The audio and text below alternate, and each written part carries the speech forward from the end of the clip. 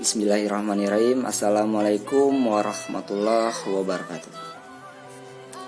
Perkenalkan, nama saya Iwanda Febri, mahasiswa aktif SD Astistio Morobungo.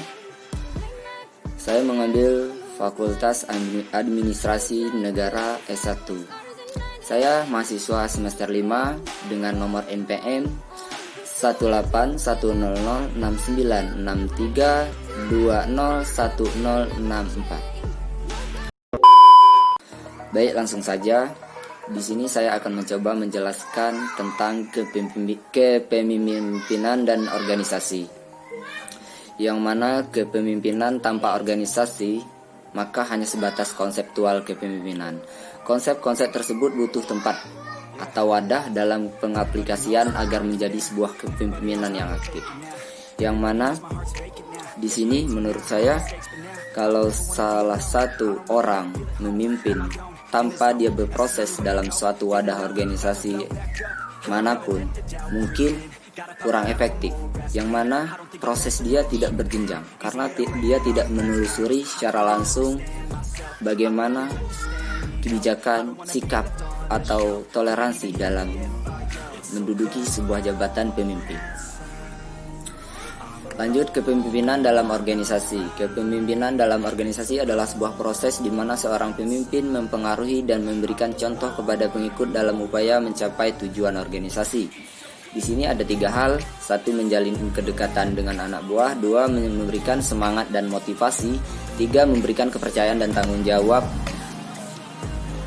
Baik, yang pertama, menjalinkan kedekatan dengan anak buah, yang mana kita sebagai pemimpin harus menjalinkan tali silaturahmi terhadap bawahan atau anggota maupun kader kita sendiri, yang mana kita harus bersikap baik dan bersikaplah sebagaimana pemimpin yang sebenarnya.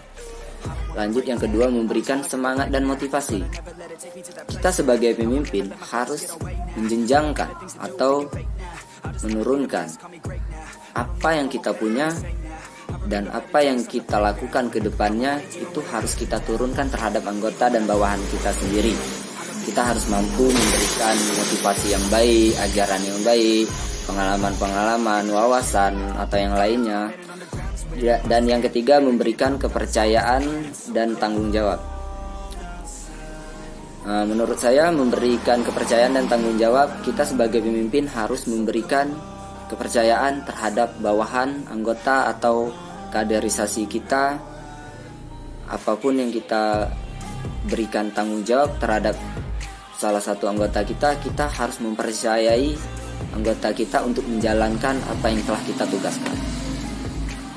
Lanjut, di sini definisi organisasi. Organisasi adalah bentuk setiap perserikatan atau kerjasama manusia untuk mencapai tujuan bersama. Organisasi juga diartikan sebagai wadah tempat berkumpulnya orang-orang yang saling bekerja sama. Organisasi ini adalah wadah atau tempat di mana orang-orang yang berkumpul yang ingin mensukseskan tujuan organisasi tersebut, yang mana menjalinkan kerjasama, berdiskusi untuk bagaimana caranya kita harus mencapaikan tujuan suatu organisasi kita tersebut. Di sini ada pertanyaan, sejak kapan Anda mengenal organisasi? Pribadi saya mengenal organisasi itu dari sekolah dasar. Saya sudah mengenal yang namanya organisasi. Sejak kapan Anda terlibat organisasi? Kalau untuk terlibat di organisasi, saya di sekolah menengah pertama itu di SMP, saya sudah terlibat dalam organisasi. Salah satunya organisasi pramuka dan OSIS. Saya sudah terlibat, yang mana sudah berproses. Tapi jawaban sebenarnya sejak Anda dilahirkan. Mungkin saja sejak dilahirkan sudah mengenal organisasi, tapi tidak mengetahui dengan sepenuhnya karena kita belum sepenuhnya tahu. Mungkin betul, memang betul.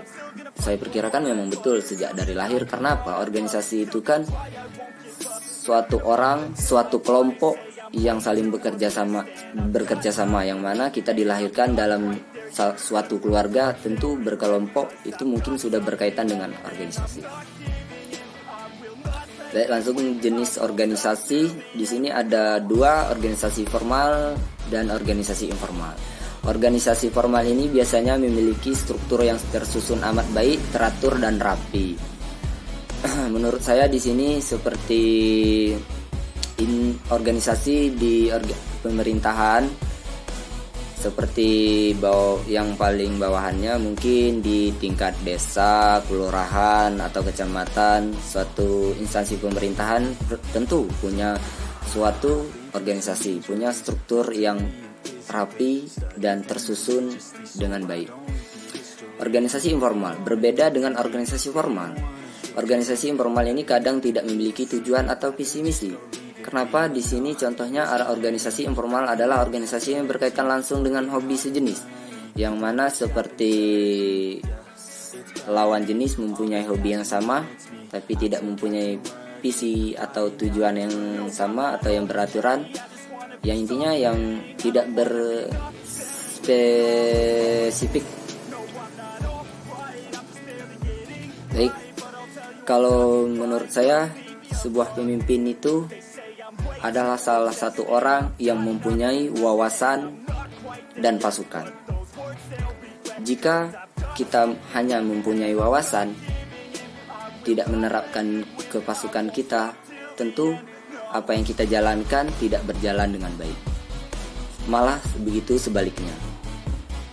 Yang namanya sebuah pemimpin harus mempunyai wawasan dan pasukan.